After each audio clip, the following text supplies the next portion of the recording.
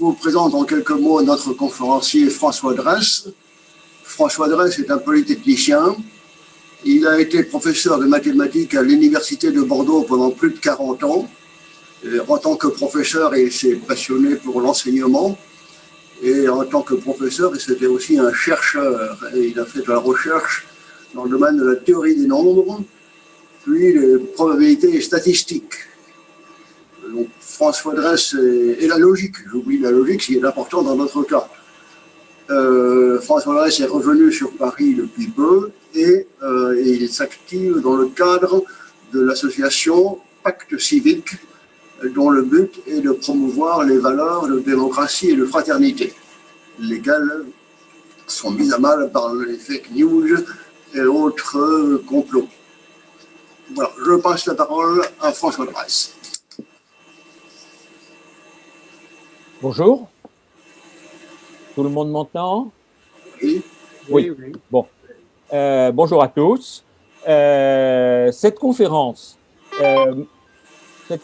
m'a été demandée par mes amis de Louvre Science, Michel Herry et Jacques Ramette, et elle a une longue histoire,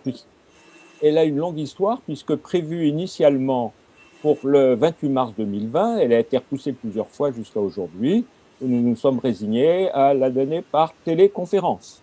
Je profite de cette introduction pour remercier l'association Louvre Science et pour remercier aussi la mairie de Louvciennes qui accueille ma conférence.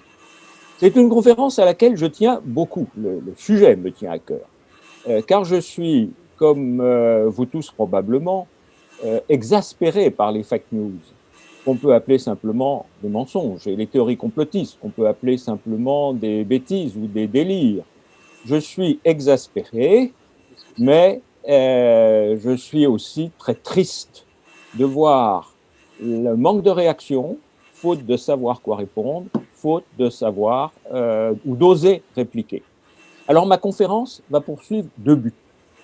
Le premier est de démonter les mécanismes de toutes les erreurs et aussi de toutes les altérations volontaires et des falsifications, mais il y a un deuxième but qui est de vous proposer des pistes explicites pour réagir, objecter, dénoncer. J'ai rédigé un texte détaillé, très structuré.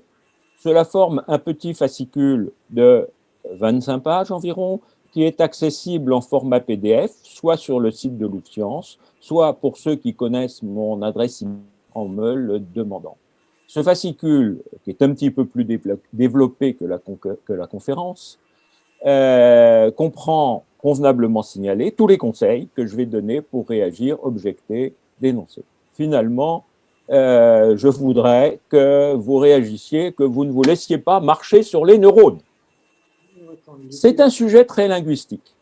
Il y aura beaucoup de mots, beaucoup de phrases, dans certains chapitres surtout, et j'ai fait beaucoup de diapositives de façon à ce que vous puissiez garder sous les yeux le texte de ce que je commente. Alors, je vous commente d'abord le plan de mon exposé. Il y a 5 chapitres, les 2 premiers sont assez gros, les 3 autres un petit peu plus petits. On part des fake news. On part des fake news à partir du constat que notre monde est de plus en plus déserté par la droiture et la pensée rationnelle, vous l'avez vu sur la première diapositive. Au passage, je tiens à faire un éloge de la pensée rationnelle. C'est d'abord une attitude de l'esprit qui se manifeste dans les comportements et les processus de décision, attitude de l'esprit qui veut s'astreindre à la rigueur, à la logique, être objectif, cohérent. Le mensonge. Le mensonge se répand ouvertement et cyniquement, parfois insidieusement. Il est présent dans le monde politique, l'actualité la plus récente nous le rappelle. Il est omniprésent dans le monde industriel et par exemple dans des publicités habilement maquillées, et trop souvent le consommateur ne le soupçonne même pas. Nous allons donc commencer par les gros mensonges des fake news et puis suivre ensuite un parcours méthodique que je vous détaille très rapidement. Une fake news, ce n'est pas un simple mensonge, c'est une information fausse diffusée volontairement pour tromper, manipuler, nuire, recueillir un bénéfice. Les fake news sont propagées et démultipliées à une vitesse foudroyante par les réseaux sociaux, nous en parlerons bien sûr. L'auditeur ou le lecteur averti décèle souvent les fake news, mais il se trouve désarmé pour réagir et pour résister. Après les fake news, on arrivera tout naturellement aux dérives du raisonnement. Les fake news concernent les faits, mais il n'y a pas que les faits, il y a aussi les raisonnements. Ceux-ci sont de la même manière altérés, falsifiés, dévoyés, que ce soit dans un mauvais usage de la version fondamentale du si alors, formalisé en syllogisme par Aristote, ou dans des versions fallacieuses plus ou moins sophistiquées. Après les dérives du raisonnement, on passera à la méthodologie scientifique et à la rationalité. C'est un passage naturel. La méthodologie n'a rien perdu aujourd'hui de sa pertinence, mais elle est pourtant discréditée, et c'est la conséquence notamment de comportements irresponsables des politiques et de conflits d'intérêts des experts. Alors le grand public ne croit plus trop à la science, et en plus il sait de moins en moins bien distinguer le savoir de la croyance. Et nous allons beaucoup nous intéresser à ce problème de distinguer le savoir de la croyance. Ensuite, on arrive aux fausses théories, incluant les théories qu'on appelle les théories du complot. C'est parfois des fatras pseudo-savants ou paranoïaques avec des prémices douteuses et des déductions approximatives et truquées qui prétendent au titre de savoir, mais ce ne sont que des croyances perverties, parfois fanatiques, qui embrouillent l'interlocuteur crédule. Le créationnisme en est un exemple un peu spécial, mais très toxique. On trouve aujourd'hui des théories du complot beaucoup plus rationnelles que les premières, favorisées par la complexité et par l'opacité du monde contemporain. Et j'en dirai quelques mots. Elles sont nées d'un soupçon généralisé à l'égard du système et elles ont des répercussions très négatives sur le fonctionnement démocratique de nos sociétés. Et puis, une fois qu'on aura vu toutes ces choses-là, on se posera une question bien normale. Est-ce que l'être humain est naturellement rationnel? Alors, on verra que Homo sapiens est-il vraiment rationnel? On verra que la réponse n'est ni simple ni évidente et on ouvrira quelques pistes, mais ce sera la fin et ce sera assez rapide. Mais je crois qu'il faut en parler. Donc, on commence chapitre 1, les fake news. Vous voyez les 3 paragraphes des fake news. On parle d'abord de vérité parce qu'on ne peut pas parler de mensonge sans définir d'abord ce que c'est que la vérité. Ensuite, on verra des exemples de rumeurs et de fake news, les rumeurs étant une catégorie très voisine des fake news. Et puis, on verra l'analyse et les propositions de réaction que je peux vous proposer. Alors, la vérité, dans l'exposé que je fais, ça ne concerne que des faits et des informations, bien sûr, puisque la plupart des informations sont des faits. La vérité relève soit d'une vérification, qui peut être directe ou indirecte, soit de la conclusion d'une démonstration. Elle peut concerner des faits isolés ou des phénomènes plus complexes. Dans ma conférence, je vais uniquement m'intéresser aux faits isolés. Donc, des faits du genre « Charles et Cunégonde ont 3 enfants, l'herbe est verte, la terre est ronde ». On ne s'attardera pas trop dessus, mais vous voyez que la première est claire et nette, c'est vrai ou faux. Les autres, c'est des approximations, notamment la Terre est ronde, ça peut se discuter. Mais finalement, il y a une manière de se dire que la Terre est ronde, qu'elle n'est pas plate avec 4 colonnes pour soutenir le ciel, et c'est quand même quelque chose susceptible d'être vrai ou faux. Donc voilà ce à quoi nous allons nous intéresser. J'ai oublié de vous passer la diapo. Qui donne la deuxième partie de ce petit paragraphe, qui dit que la vérité, comment est-ce qu'on la définit de façon théorique? Toujours ce même problème, si on veut qualifier le mensonge, si on veut qualifier les fake news, les théories du complot, il faut aussi qualifier les choses, les concepts de base. Donc, quand on regarde un petit peu comment on définit la vérité, c'est classiquement, comme on dit, défini par une concordance entre le fait tel qu'il est énoncé et la réalité. c'est une bonne définition. La concordance doit être assurée soit par des preuves matérielles, on en a parlé, la vérification ou la démonstration, qui est aussi une preuve matérielle, soit, dans certains cas, par l'assentiment de la majorité des gens de bonne foi. Je signale le problème, ce n'est pas entièrement simple, mais dans la pratique, il n'y a pas beaucoup de problèmes pour savoir si quelque chose est vrai ou faux. Bon, et puis ensuite, il y a le problème des approximations, mais j'ai déjà dit sur le cas la Terre est ronde que ce n'était pas non plus un vrai problème. Donc finalement, il y a trois cas. Soit le fait est vrai, soit il est faux, soit sa véracité est aujourd'hui inconnue. S'il est vrai, on doit pouvoir le démontrer ou le vérifier. Ça ne veut pas forcément dire que c'est simple. Alors, si on se place dans le cadre des fake news, ça ne va pas arriver. On ne s'intéresse pas dans les fake news aux faits qui ne sont pas vrais. Alors, il reste deux éventualités, pas une seule. Soit le fait est faux, et alors on doit pouvoir l'infirmer, le réfuter. Mais là aussi, ce n'est pas forcément quelque chose qui soit court et simple.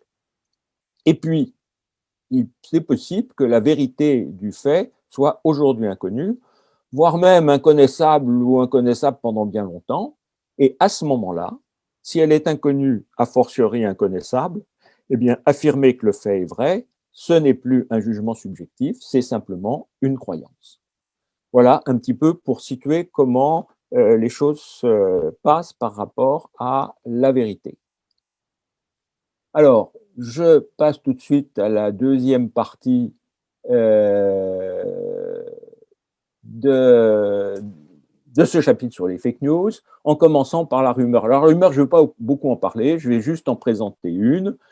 C'est une information souvent confuse, voire rocambolesque, plus ou moins inquiétante, qui se répandait autrefois par du bouche à oreille et qui a un petit peu disparu devant les fake news diffusées par le réseau. La rumeur la plus célèbre, vous l'avez sous les yeux, elle a vraiment beaucoup prospéré. Ça se passe en 1969 vous l'avez sous les yeux, des jeunes femmes venues essayer des vêtements dans un magasin tenu par des juifs, il faut ajouter un petit peu d'antisémitisme, sont insidieusement endormies par une piqûre de sédatif, séquestrées dans l'arrière-boutique, puis disparaissent mystérieusement en vue, ça va de soi, d'être prostituées. Bon, ben cette rumeur a tellement circulé, elle a tellement été crue que ça a été un sujet absolument extraordinaire pour les sociologues. Bon, je ne sais pas dans 10 ou 20 ans ce que les sociologues écriront sur les fake news. Alors, les fake news, qu'on appelle aussi un fox, je ne suis pas sûr qu'un fox soit beaucoup plus français que fake news. Elles se caractérisent par la diffusion exponentielle par les médias, on y reviendra, et surtout, par rapport à la rumeur, par une intention qui est extrêmement perverse. Une volonté formelle de falsifier pour tromper, nuire, ou bien profiter à l'auteur, profiter de façon personnelle ou de façon idéologique. Je note au passage que fake ne veut pas dire faux, fausse, mais ça veut plutôt dire maquiller, falsifier, truquer. C'est exactement le sens. Alors, il y a des domaines de préférence qui sont le domaine politique, le domaine de l'alimentation, le domaine de la santé. Je vous donne deux fake news dans le domaine polique. J'ai volontairement exclu toute fake news d'un candidat à la présidence des États-Unis qui a été battu, parce que je ne sais même pas si c'est des fake news. C'est faux, tout le monde sait que c'est faux. Les électeurs se font plaisir tout en sachant que c'est faux. Quand les sociologues étudieront les fake news, c'est une catégorie absolument extraordinaire. Je vous montre deux vraies fake news. La reine d'Angleterre soutient le Brexit. Ça a été publié sans problème par The Sun le 8 mars 2016. Là aussi, je ne sais pas si les gens y ont cru. Tout le monde sait en Angleterre que la reine ne prend jamais parti sur une question politique, jamais parti publiquement. Mais c'est une jolie fake news qui, apparaît-il, remuait un certain nombre de gens. Et puis alors, une très jolie parce qu'elle montre bien comment ça fonctionne. C'est une affiche du parti de Nigel Farage, qui est un europhobe et bien d'autres choses en même temps, qui montre une cohue d'immigrants en attente à la frontière. Bon, si je refais une deuxième fois cette conférence, je montrerai peut-être la photo. Elle est très, très impressionnante. Elle est même à la limite effrayante. Et le commentaire, c'est breaking point, point de rupture. Ça fait peur aux gens. Oui, il y a juste une chose qui n'a pas été dite, c'est que c'est la frontière croato-slovène. Il n'y a pas de rapport avec le Brexit. Voilà, on est dans de la fake news emblématique. Alors maintenant, je vais vous donner des exemples de fake news en les prenant dans le domaine de la santé et alors pourquoi pas, profitons-en, c'est le moment, ça ne va pas durer, hein, le Covid va s'arrêter un jour, hein, mais dans ma conférence, je n'ai pas le droit de vous dire quand. Bon, donc profitons de l'occasion et j'ai pris des fake news sur la santé, mais le Covid. Alors, la première, alors il y a de tout. Il y a de tout. La première, c'est tout simplement que le coronavirus a été créé par l'Institut Pasteur. Vous pouvez penser que c'est complètement idiot. Ce qui est intéressant, c'est de montrer comment elle est fabriquée. Il y a au départ une information vraie. À la suite de l'épidémie du SRAS partie de Chine en 2002, l'Institut Pasteur dépose en 2004 un brevet, je peux vous donner son numéro, qui décrit la découverte du coronavirus qui est le SARS-CoV-1 et qui détaille l'invention d'une stratégie vaccinale. Bon, donc à partir, alors il y a un vaccin qui a été fait et on n'a jamais pu le tester parce que le SARS s'est évanoui. On a fait le vaccin, on a lancé les tests et puis il n'y avait plus de SARS. Bon, espérons que ça va être pareil pour le Covid-19. Hein. Moi, je n'en sais rien. C'est du possible, c'est pas du certain, bien sûr. En tout cas, en tant que fake news, on voit comment on part de quelque chose de réel. Donc, on pourra citer, si les gens protestent, en disant, mais donnez-nous des preuves, on sort, c'était le numéro de brevet EP 694 829 B1. Ça, c'est une preuve sérieuse, n'est-ce pas? Bon, donc ça prouve que l'Institut Pasteur a créé le coronavirus. Alors ensuite, on trouve du loufoque. Un prêtre d'un village de Lombardie se serait sacrifié pour offrir son respirateur à un patient plus jeune et serait ensuite mort du coronavirus. Ça a suffisamment pris pour que le diocèse de Bergame ait fait un démenti officiel. La propagation du Covid est due au développement de la 5G. Alors ça, c'est quelque chose de... Je ne vais pas vous raconter le détail, ça prendrait du temps. C'est une vidéo qui est devenue virale sur Internet, bien sûr, produite par un ancien vice-président de l'Association pour la médecine anthroposophique,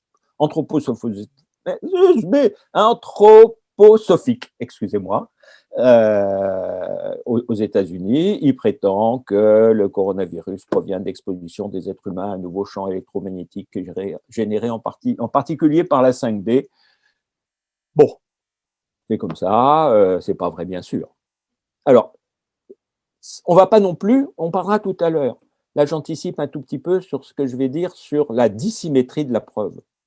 C'est pas à nous de montrer que c'est faux. On n'en finirait pas s'il faut montrer que toutes les âneries volontaires ou vicieuses sont fausses. C'est aux gens qui sortent des choses comme ça de le prouver. Et bien sûr, monsieur Thomas Cowen a jamais produit la moindre ébauche de preuve ou même d'indice.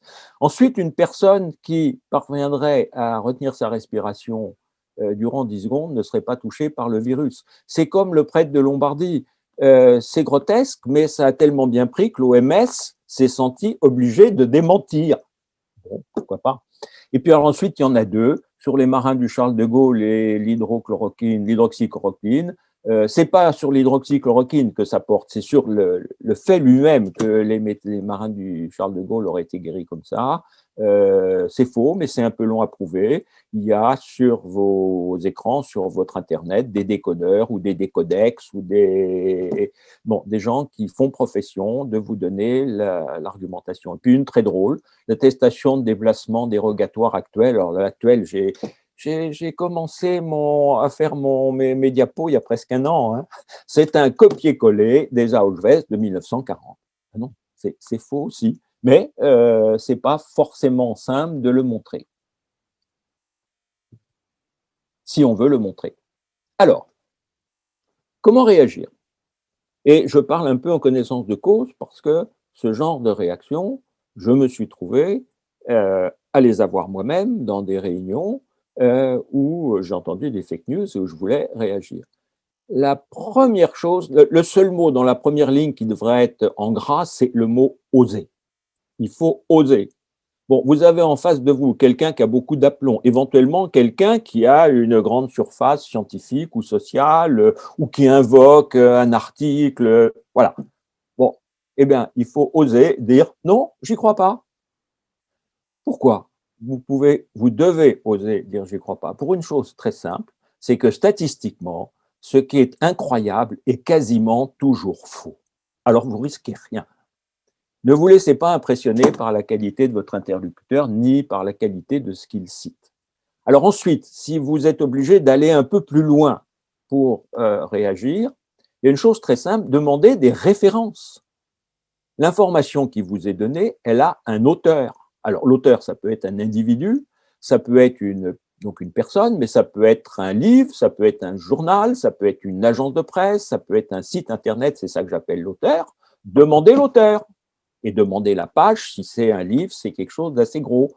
Et alors, ce qui va tuer votre contradicteur, ou plutôt l'auteur de la fake news, enfin le répandeur de la fake news, ce qui va le tuer, c'est que vous demandez la date. Et dans certains cas, la date, alors, on donne la date fausse, une date fausse, mais alors à ce moment-là, vous allez voir, vous allez chercher le livre, vous allez voir sur Internet, vous allez dire, mais non, ça y est pas. Ou bien on vous donne une date vraie, et ben vous apercevrez que c'est quelque chose qui date d'il y a 2 ans, d'il y a 4 ans, il y a 8 ans.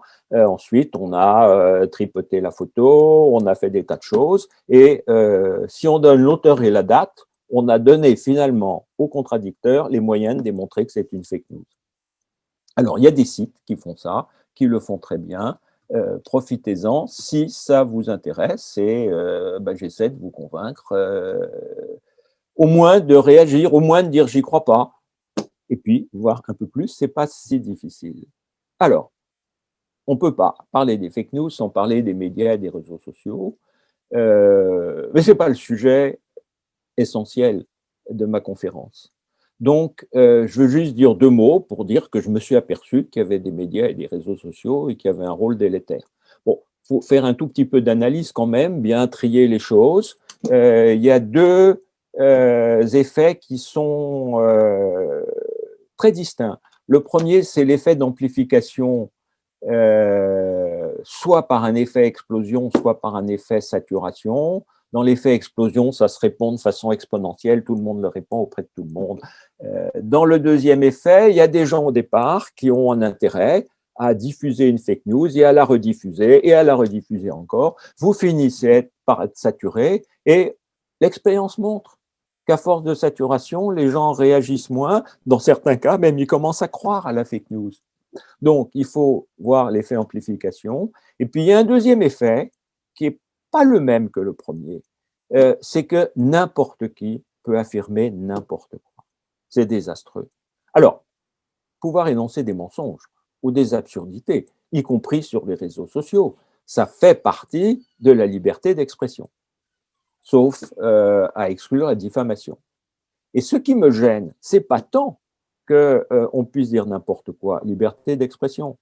Ce qui me gêne, c'est que le contradicteur raisonnable ne sait pas comment il répond. Quand quelque chose passe sur un réseau social ou quelque chose passe même à la télé, comment vous faites pour répondre? Donc là, il y a quelque chose qui est un peu une atteinte à la démocratie et qui, en tout cas, va perturber dans certaines situations le fonctionnement des démocraties. Voilà donc l'effet des médias, des réseaux sociaux. J'en dirai pas plus, bien sûr, puisque ce n'est pas le sujet fondamental de cette conférence. Donc, après les faits, les raisonnements, on passe au chapitre 2. On va commencer par des mauvais raisonnements. Ça va vous mettre beaucoup plus en condition que je commence par vous raconter des âneries. Vous allez être ensuite beaucoup plus intéressé et vous allez beaucoup plus souhaiter que je vous raconte des choses moins stupides. Et puis, on va donc développer l'apport d'Aristote, le syllogisme et l'implication logique. Et puis, on va remettre une charrette de raisonnements dévoyés. Par contre, les premiers, c'est des raisonnements en vrac, si j'ose dire. Ceux de la fin du chapitre, ce sera des manipulations des syllogismes. Alors, les raisonnements dévoyés. j'ai deux fournées. Les deux premiers exemples, ou les deux premières séries d'exemples, il y en a deux, ces deux-là, et puis celui de la diapositive qui suit, allèguent de façon parfaitement contradictoire, d'ailleurs, le premier, une succession temporelle, et le deuxième, une simultanéité, en suggérant que ça prouve une causalité. Alors, l'astrologie marche, car mon astrologue m'avait prédit un tremblement de terre cette année, et c'est arrivé après sa prédiction. Donc l'astrologie marche. J'ai pris quelques pilules de perlimpinpium et ma grippe a disparu en 3 jours. Quel médicament efficace!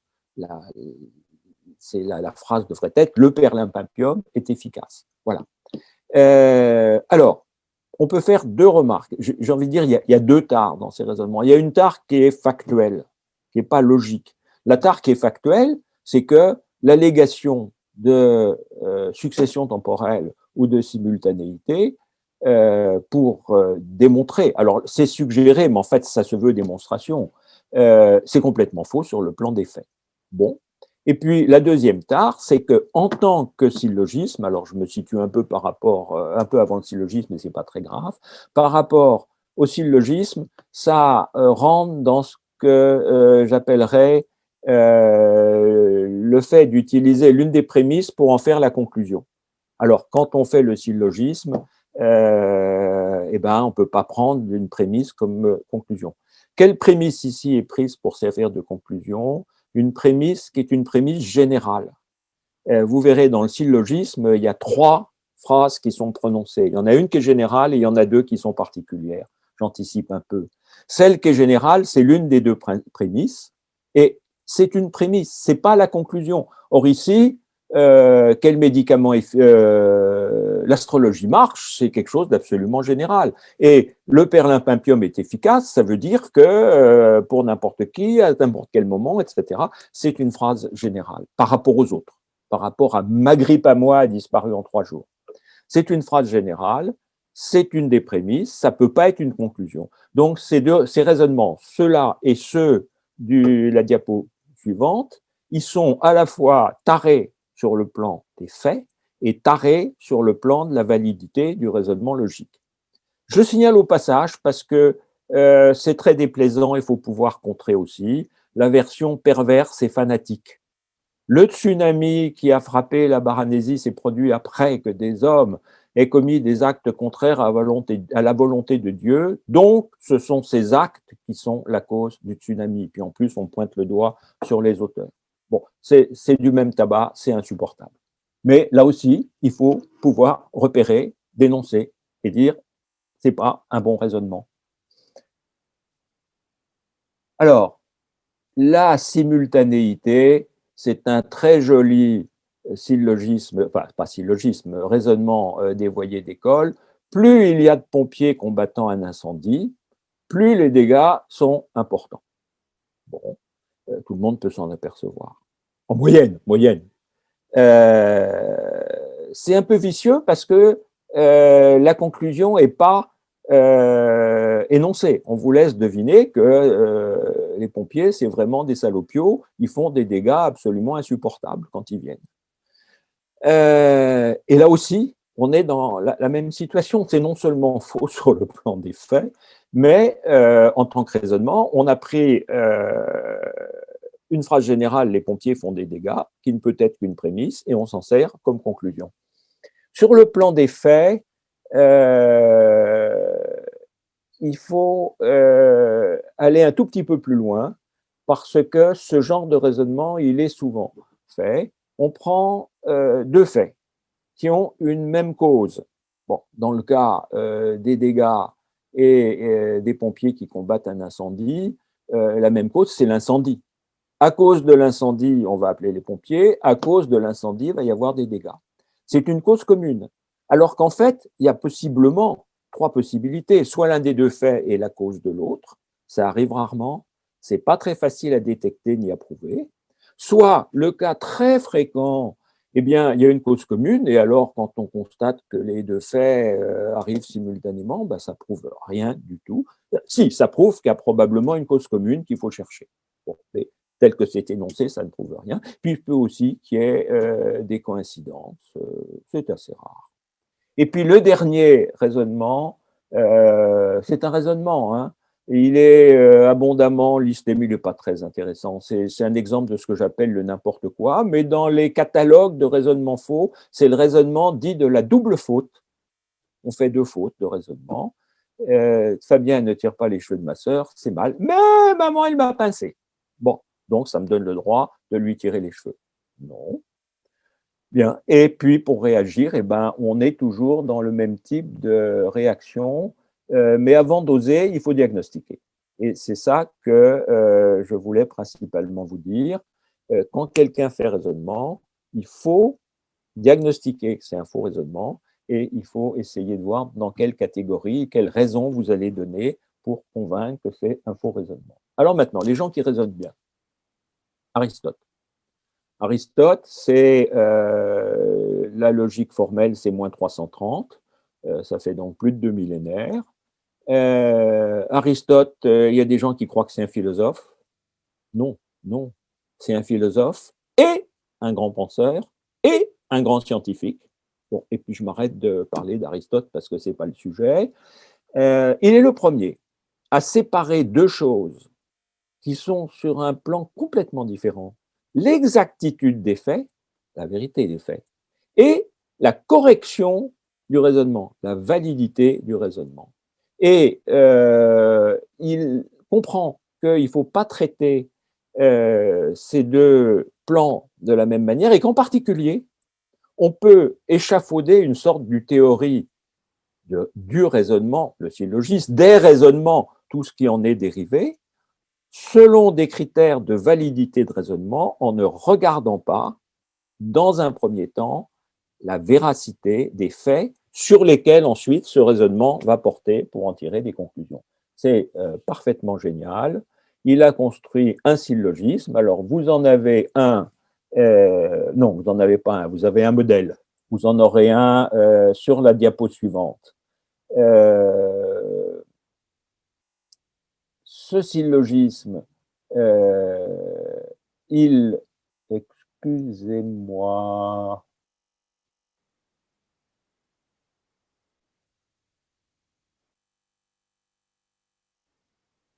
ah oui, j'ai pas fait dans le même ordre. Bon, on va d'abord en voir quelques-uns et puis ensuite on va revenir à la structure du syllogisme. Alors, il y a le syllogisme du cerf. Celui-là, il est humoristique. On pourrait faire un petit exercice là. Vous me dites ce qu'il a de faux. Les cerfs vivent dans les bois, or les cerfs ont des bois sur la tête, donc les cerfs vivent sur leur tête. Bon, là, ce n'est pas une erreur logique, c'est un jeu avec la double signification du mot bois.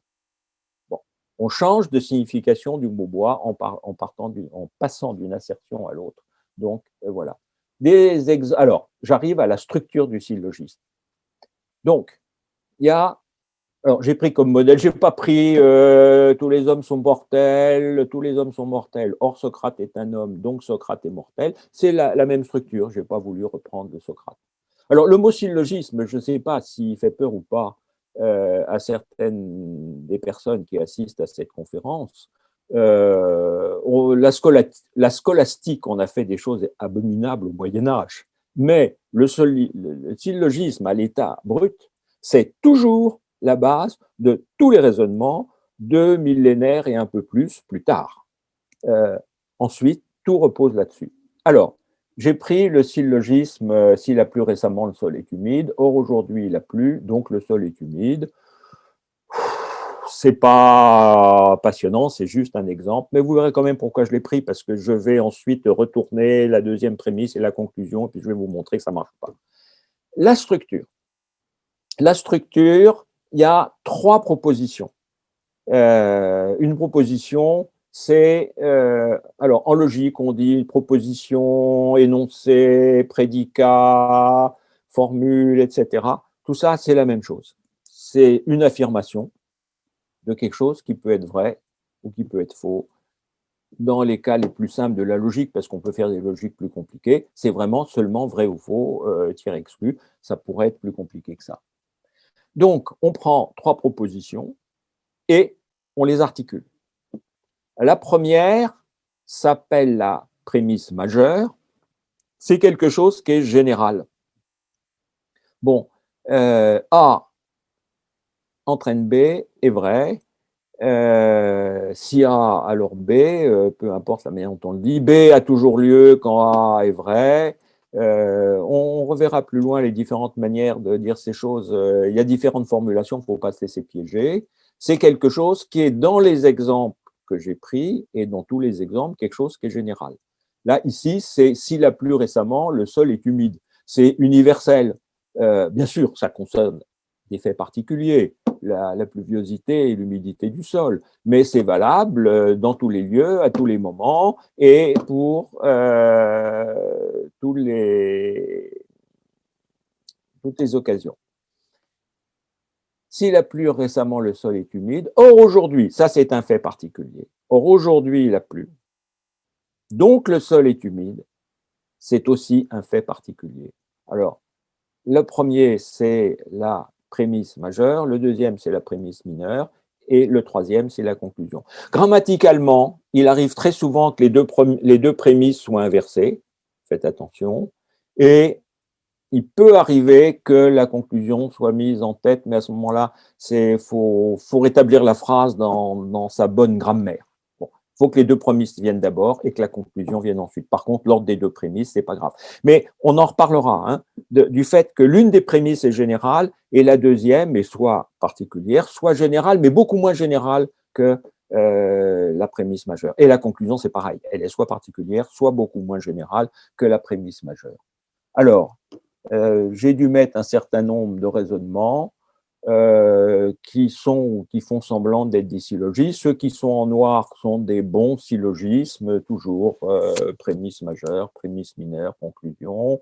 On a mis Socrate. Et puis, en rouge, on a permuté la conclusion et la prémisse mineure, la deuxième prémisse. Et du coup, c'est un raisonnement qui n'est plus valide. Voilà. Par contre, le deuxième, c'est généralement tous les jours, le dernier bus est à 23 heures. Or, aujourd'hui, je reviendrai vers minuit. Donc, aujourd'hui, je n'aurai pas de bus pour revenir. Il faut un peu démonter toujours pour un syllogisme pour voir si c'est correct. Bon, celui-là est parfaitement correct.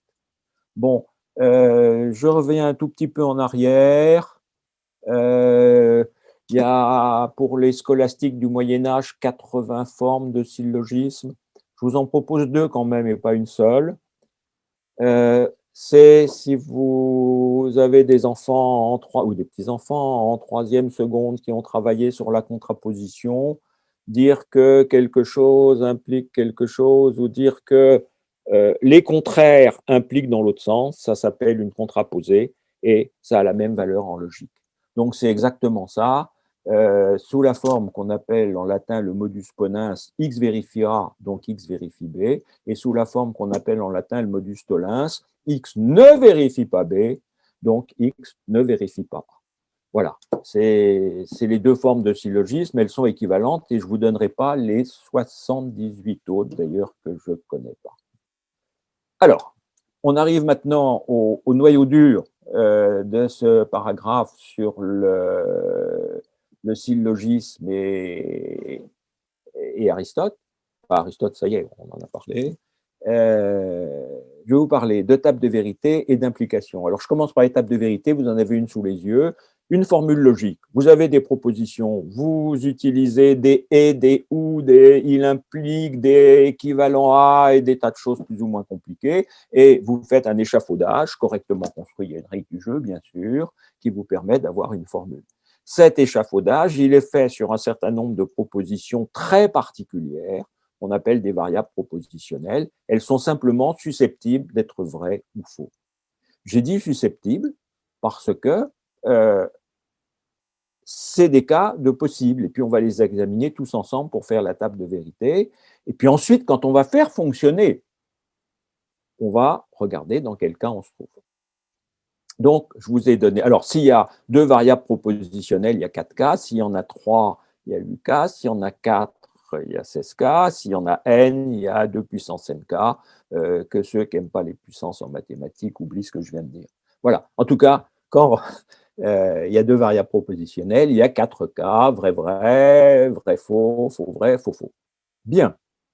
Alors, maintenant qu'on a vu ce que c'est qu'une formule logique, une variable propositionnelle, une table de vérité, on peut regarder un petit peu la table de vérité de l'implication. Alors, ce qui est sous vos yeux, c'est la table de vérité de l'implication. Ça veut dire quoi? Ça veut dire que c'est la définition de l'implication. Parce que si vous faites un cours, un exposé de logique, vous allez utiliser donc des variables propositionnelles, des propositions. Vous allez introduire ce qu'on appelle des connecteurs et ou implique, et puis ensuite vous allez construire des formules. Mais comment fonctionne le connecteur et? Comment fonctionne le connecteur ou? Comment fonctionne le connecteur implique? Eh bien, on donne sa table de vérité et c'est sa vaut définition. Et c'est autrement plus commode à manipuler que des définitions avec des grandes phrases.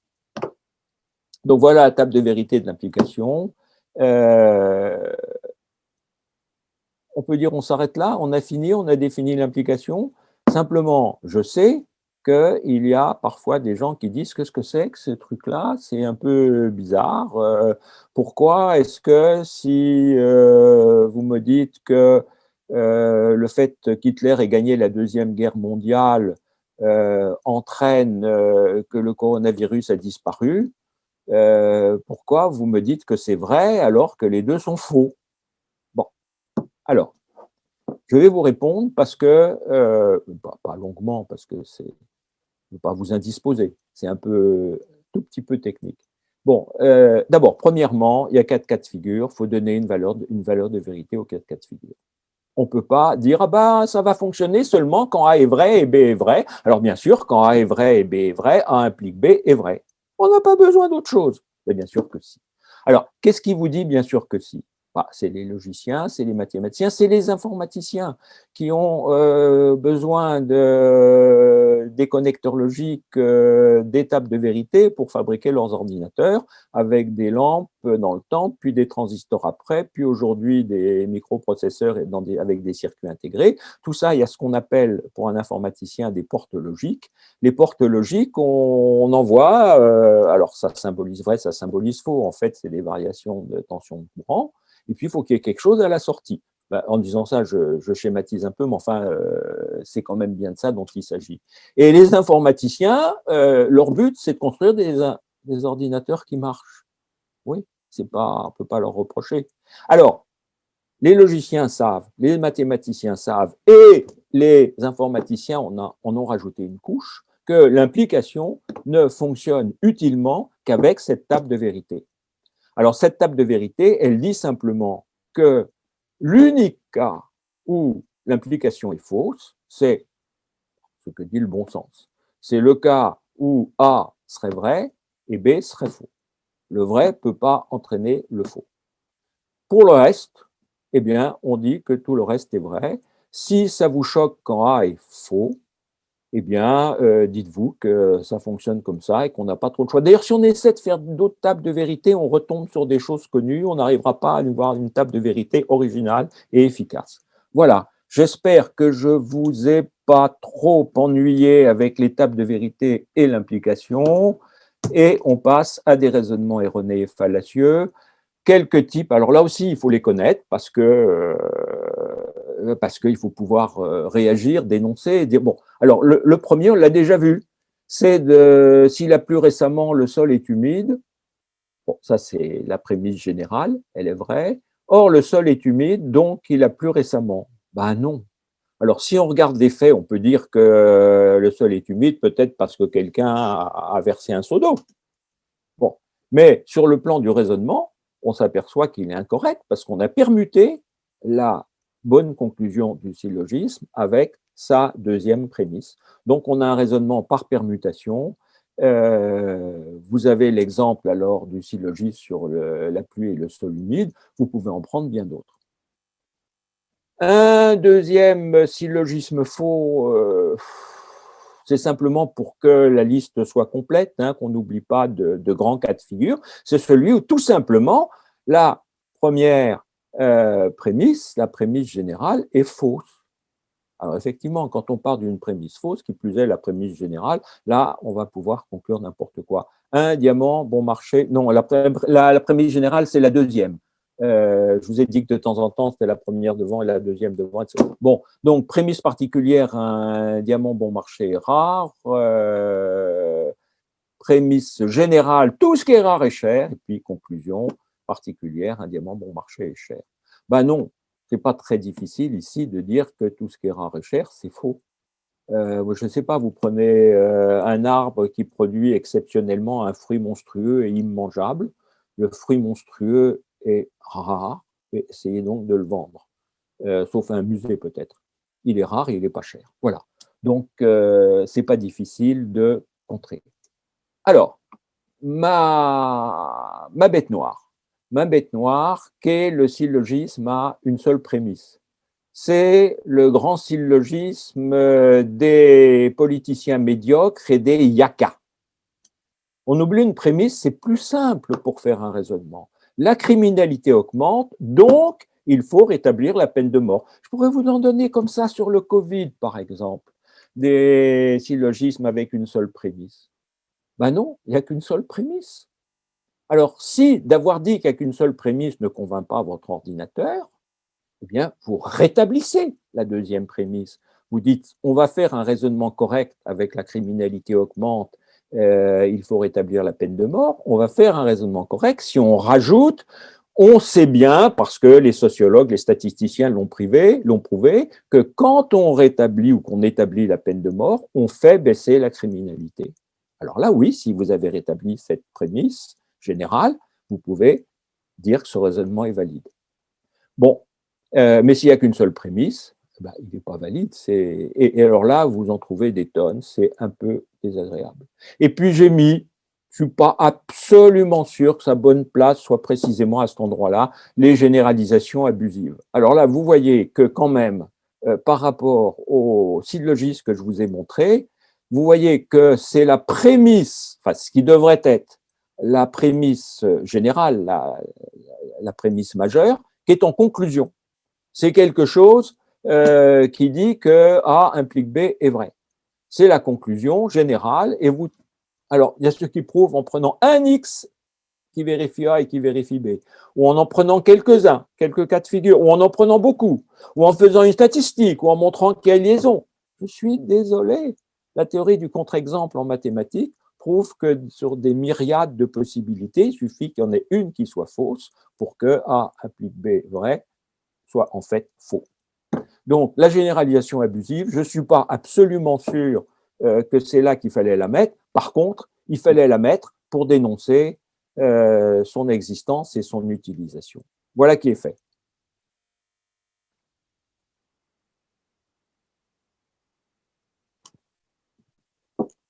Donc, on est, je ne sais pas si on est à la moitié du temps, un petit peu plus, mais ce n'est pas très grave. On a fait les deux premiers chapitres, c'était les plus gros. On va maintenant passer aux trois chapitres qui restent. La conclusion, elle, ne sera pas longue du tout. Alors, le chapitre suivant, c'est la méthodologie scientifique et la rationalité. 4 paragraphes. Quel rapport avec les fake news? Est-ce que c'est le conférencier qui a envie de placer, et Michel Héry aussi avait envie de placer ce chapitre, ou bien est-ce qu'il y a un vrai rapport avec les fake news? Alors vous allez voir, je n'ai pas triché, il y a un vrai rapport avec les fake news. Ensuite, on va dire quelques mots rapidement, parce que c'est vraiment pas le sujet, mais il faut en parler pour enchaîner.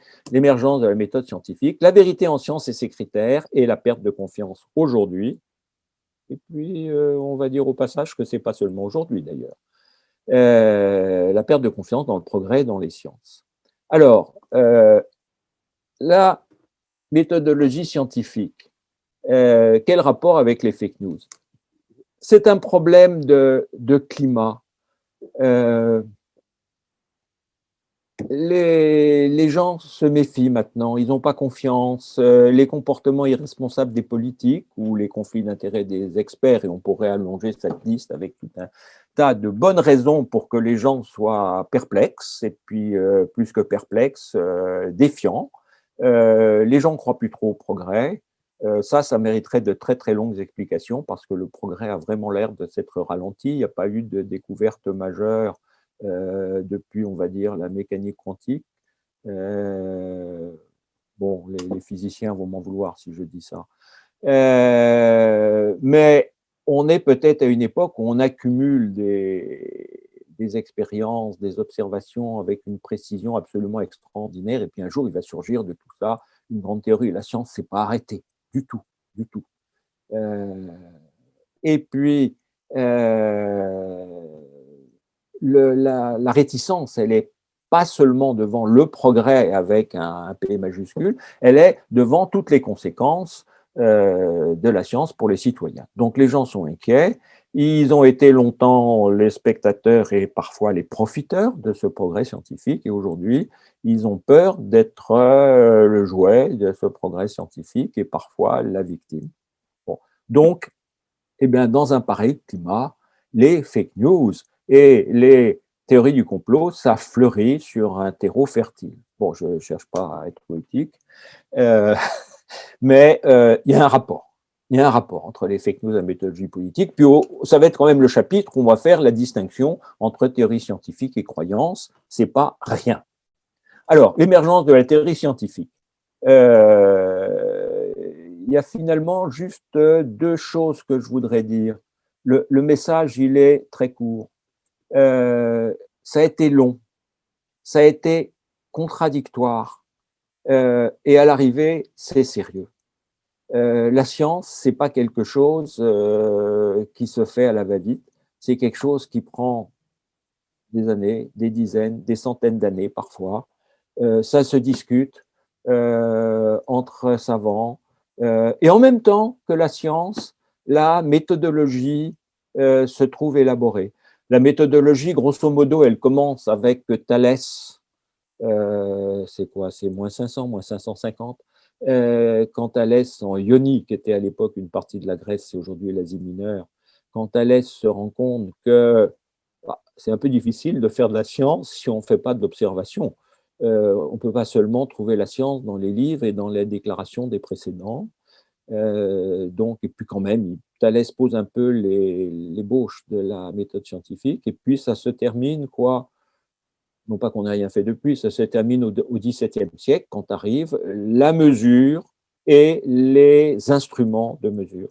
Et là, c'est un choc absolument extraordinaire dans l'avancement de la science et dans la méthodologie aussi. Et elle se constitue à ce moment-là de façon à peu près définitive. Alors, il y a un schéma. Il y a un schéma que vous avez sous les yeux, observation ou expérimentation, formulation d'une problématique, construction progressive d'un modèle ou d'une théorie, et puis reprise de l'observation, expérimentation pour tester la théorie. Bon, le critère de la validité de tout ça, on est d'une certaine manière, là, on parle de méthodologie, on pourrait parler d'épistémologie, on pourrait parler de philosophie. On est dans une science humaine. Le critère, c'est l'efficacité. L'efficacité de cette méthodologie pour élaborer la science. On n'est plus dans le vrai-faux des faits. On est dans l'efficacité de toute une théorie. Ça a élaboré la science, et la science elle-même nous donne les moyens de comprendre un peu le monde et d'agir un peu plus sur lui. Donc voilà un peu sur l'émergence de la méthode scientifique. Mais ça a duré longtemps et ça s'est élaboré de façon contradictoire. J'y reviendrai parce que c'est essentiel pour répondre aux contradicteurs. Alors, encore un exemple de permutation entre la deuxième prémisse et la conclusion. Bon, parce que finalement, selon ce dessin, il y en a un qui fait les choses dans le bon ordre et il y en a un qui fait les choses dans le mauvais ordre.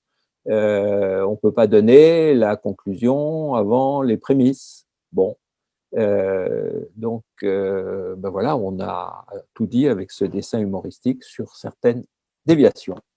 Alors, la vérité en science. la vérité d'une théorie, et là j'ai trouvé une formule extraordinaire qui me plaît beaucoup. Elle n'est pas de moi, mais je suis content de l'avoir trouvée. La vérité en science, c'est un arrêt sur image. La science, ça avance toujours. Et aujourd'hui, la vérité en science, c'est un arrêt sur image. C'est, autre expression que j'ai trouvée, qui est très jolie aussi, la meilleure vérité du moment. Mais bien sûr, elle peut toujours être remise en question. D'ailleurs, j'ai pris deux exemples. On ne va pas en parler longtemps. Les approximations successives sur les trajectoires des planètes, hein, depuis Ptolémée qui en fait des grands cercles tournant autour de la Terre et des petits cercles qui tournent autour du point qui lui tourne sur le grand cercle, jusqu'à Copernic qui en ferait des cercles autour de la Terre, du Soleil, excusez-moi. Et puis les théories ensuite des lois des lois de Kepler et puis Newton et Einstein. Voilà. Et chaque fois, des approximations successives. Puis parfois, c'est un grand choc, là. Le jour où Wegener justifie la dérive des continents, j'ai bien dit justifie, hein, parce que beaucoup de gens y pensaient avant. Simplement, il ne suffit pas de penser à une idée vraie pour en faire la démonstration.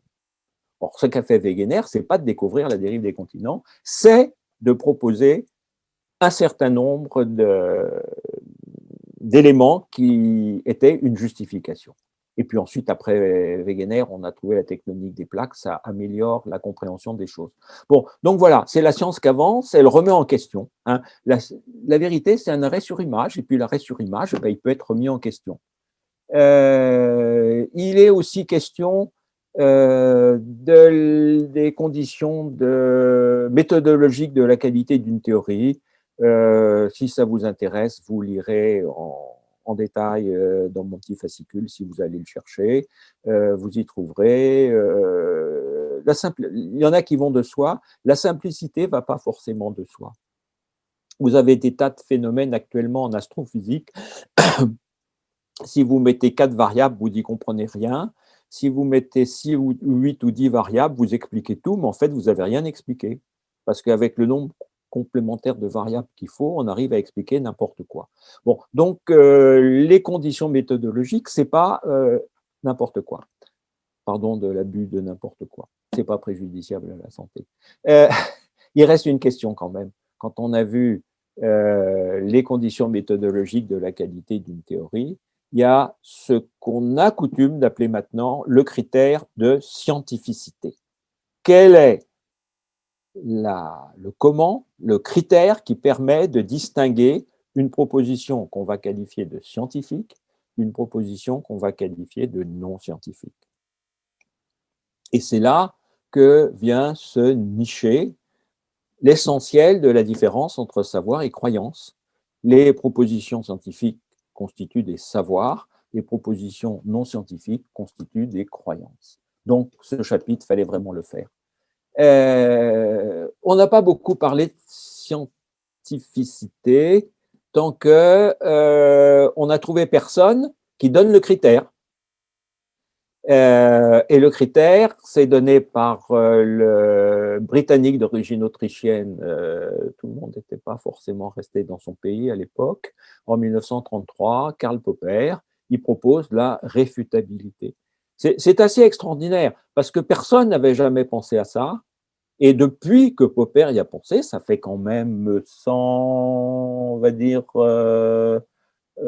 enfin, ça fait plus que ça, non, ça fait pas 100, ça fait 86 ans. Depuis que Popper y a pensé, on n'a jamais réfuté la réfutabilité. Dans l'esprit de tous les philosophes, de tous les épistémologues, ça reste le grand critère de scientificité. Il faut être capable de réfuter ou d'essayer. Alors, essayer, ça veut dire quoi? Ça veut dire imaginer, par exemple, une expérience qui, le jour où on pourra la faire, il est possible qu'elle ne soit pas faite aujourd'hui, imaginez une expérience qui permettra de réfuter la proposition. Alors à ce moment-là, la proposition rentre dans le domaine scientifique. Du coup, distinction entre science et croyance. Alors, pour pas être un peu bouché, j'exclus bien sûr de la réfutabilité ce qui, à l'évidence, ne rentre pas dans un domaine scientifique. Si vous parlez du bien ou si vous parlez du beau, il n'est pas question d'y mettre le critère de réfutabilité. Le bien et le beau ne prétendent pas être des théories scientifiques. Mais si vous prenez, j'ai encore pris l'exemple du créationnisme, c'est encore une bête noire pour moi. Si vous prenez le créationnisme, qui est une croyance religieuse, il prétend en même temps être une théorie scientifique. Bon, alors là, eh bien, pour une partie du créationnisme, c'est une théorie scientifique, mais elle se veut scientifique parce qu'il y a longtemps qu'on a montré qu'elle était fausse. Et puis, pour la partie Dieu a créé, c'est du non réfutable. Tout moins, je crois, pardonnez-moi, que c'est pas réfutable, ni dans un sens ni dans l'autre. Bon, je ne veux pas déborder. Alors, quand vous êtes face à une contestation globale de la science, je ne crois plus dans le progrès, je ne crois plus dans la science, et puis un certain nombre de réactions, vous devez expliquer ce que veut dire la fiabilité et ce que veut dire la complexité. La fiabilité de la science et la complexité du monde dans lequel nous vivons. Nous ne sommes sûrs de rien. C'est un bon début hein, pour parler de la science. J'ai emprunté ça à un physicien actuel qui s'appelle Carlos Rovelli. Ça commence bien. Nous ne sommes sûrs de rien, mais ce n'est pas de certitude dont nous avons besoin, c'est de fiabilité. Ce n'est pas, comment dire, une provocation. La science ne veut pas amener de certitude, mais on n'a pas besoin qu'elle nous amène une certitude. On a besoin qu'elle nous donne le meilleur du moment, le meilleur de ce qui peut être fait, et c'est là que c'est crucial, qu'elle accepte éventuellement de remettre en question ce qu'elle dit aujourd'hui. Le scientifique a toujours, le vrai scientifique a toujours accepté de remettre en question ce qu'il a dit. Donc, c'est ça la fiabilité de la science. C'est ça qui vous permet de répondre à des critiques globales sur la science. Alors ensuite, il y a un exemple qui est donné par le physicien Étienne Klein, qui a beaucoup parlé de ces sujets-là. Les livres qu'il a fait, il les a plutôt faits sur les théories physiques et sur le temps, mais il fait beaucoup d'articles sur ces problèmes de fake news, de complot et de choses comme ça.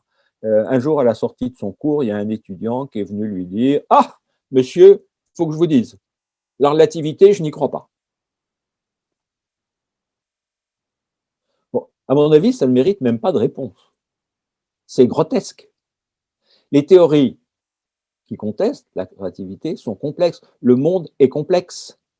L'élaboration de ces théories a fait l'objet d'années et d'années et d'années. La relativité, elle commence au bas mot en 1860, quand on s'aperçoit que la vitesse de la lumière est la même dans toutes les directions, même si elle part d'un mobile en mouvement. Ça commence là, hein.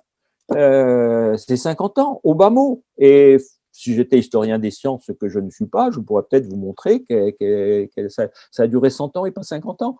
Bon, c'est un domaine complexe, ça prend du temps, ça se discute entre savants, ça avance progressivement. Ah, monsieur, je ne crois pas à la relativité. Bon, sauf à lui répondre, ah, vous n'êtes pas au courant qu'on ne peut pas faire fonctionner un GPS sans utiliser la relativité?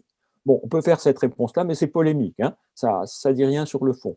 Sur le fond, c'est la durée de l'élaboration des grandes théories et puis le fait qu'elles ont été soumises à discussion.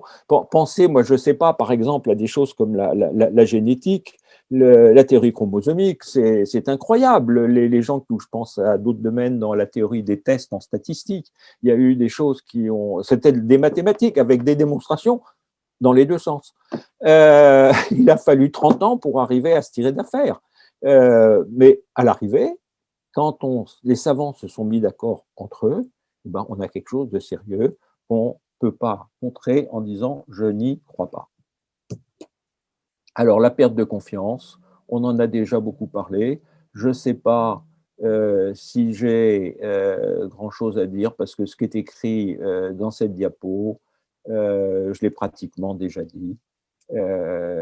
Là, quand j'ai dit la phrase un peu pompeuse que la perte de confiance dans la science et et dans les politiques et dans les scientifiques qui la font et qui l'appliquent. C'était un terreau sur lequel fleurissaient les fake news et les théories du complot. Donc, arrivé ici, on a terminé ce chapitre sur la méthodologie scientifique et on arrive à l'autre noyau dur. Mais on ne sera pas très, très, très long parce que ça pourrait être interminable et j'essaierai de ne pas être entièrement interminable. Les fausses théories, théories du complot, il y en a qui sont simplement des théories absurdes, d'autres qui sont des vraies théories complotistes. Et on verra en plus qu'il y a au moins deux sortes de théories complotistes. Il y a les théories complotistes absurdes et les théories très bien ficelées qui fleurissent depuis quelque temps et dont je dirai quelques mots.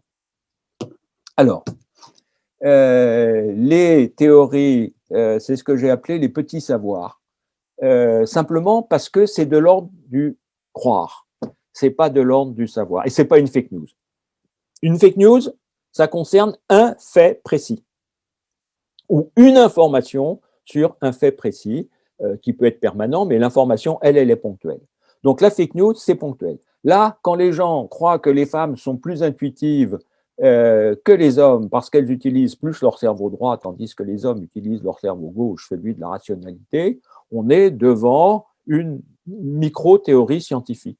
Bon, elle est fausse, elle est fausse. C'est peut-être pour moi l'occasion de dire que comme dans mon métier, j'ai fréquenté à Bordeaux, beaucoup de mathématiciens et de mathématiciennes, je peux dire d'expérience, alors ce n'est pas une démonstration, n'est-ce pas, je peux dire d'expérience que premièrement, les femmes sont l'égale des hommes pour faire des mathématiques, il faut le dire et le redire, et deuxièmement, les femmes ne sont pas plus intuitives que les hommes en mathématiques, je parle de ce que j'ai expérimenté, là aussi on peut le dire et le redire.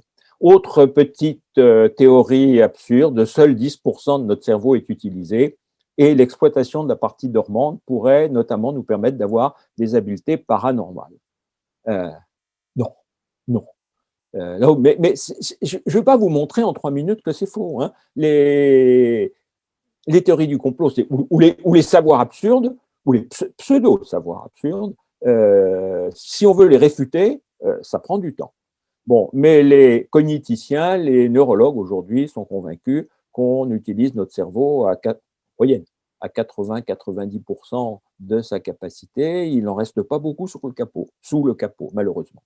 Bon, alors le créationnisme, bon, je ne vais pas le redire parce qu'il a une place à part hein, entre les théories du complot et puis les petits savoirs. Alors, je n'ai jamais exprimé explicitement, une création divine est directement responsable de l'état actuel de l'univers et de la vie, et avec diverses variantes, dont la plus fréquente est ça a été créé il y a 6000 ans sous l'aspect actuel. Bon, alors, en tant que croyant, ce n'est pas mon problème. En tant que prétendu savoir scientifique, mis à part le point de départ Dieu a créé, qui hors de la science, mais pour le reste, parce que le point, excusez-moi, je ne vous ai pas dit que le créationnisme, son problème majeur, c'est de contrer la théorie darwinienne de l'évolution. Bon. Et là, on est devant quelque chose qui est insupportable. Il y a des États aux États-Unis où les créationnistes prétendent qu'on enseignera à part égale le créationnisme et donc l'absence d'évolution, je ne sais pas ce qu'il faut enseigner d'ailleurs, et l'évolution darwinienne. C'est insupportable. En tant que prétendu savoir scientifique, c'est faux et c'est réfuté depuis longtemps. Je ne vous reparlerai plus de créationnisme, vous allez croire que je suis obsédé. Bon, alors, on arrive dans du vrai complotisme. Alors, le réchauffement climatique, je ne vous donne pas la liste de tout ce que le complotisme peut imaginer sur le réchauffement climatique. Je vous ai dit le plus malin, finalement, c'est qu'il y a déjà eu des épisodes comme ça dans les temps géologiques. Bon, alors le Covid-19, là, il y a deux sortes de théories du complot sur le Covid. Il y a celle qui tourne autour de sa création par des laboratoires. On a déjà parlé de l'Institut Pasteur. Et puis, on a une deuxième catégorie de théorie du complot sur le Covid. Il a été créé par Bill Gates ou les savants qui travaillent pour Bill Gates de façon à exterminer l'humanité. Bon. Et les Américains n'ont jamais marché sur la Lune. Alors là, c'est gentil, parce que la preuve, c'est que les films qui montrent Neil Armstrong et Buzz Aldrin marchant sur la Lune ont été tournés en studio par la NASA.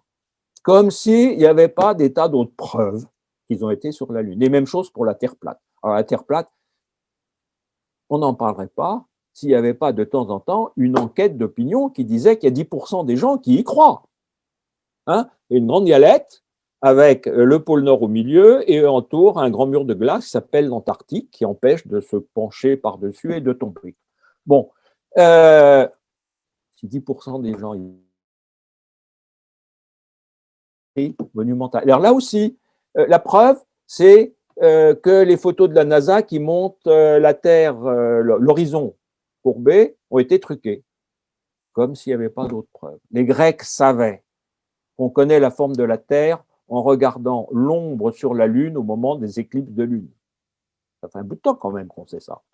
Bon, alors, j'ai oublié, ou c'est pas un oubli, c'est j'ai décidé de le dire maintenant, qu'est-ce que c'est pour les spécialistes qu'une théorie du complot? Eh bien, c'est la croyance qu'un petit groupe de gens puissants se coordonne, un petit groupe puissant se coordonne en secret pour planifier et entreprendre une action illégale et néfaste affectant le cours des événements.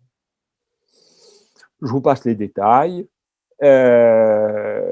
Le problème majeur des théories du complot, c'est que, oui, je reviens là-dessus, le problème majeur des théories du complot, c'est qu'à un moment ou à un autre, les complotistes croient toujours que le gouvernement, les pouvoirs publics sont dans le coup.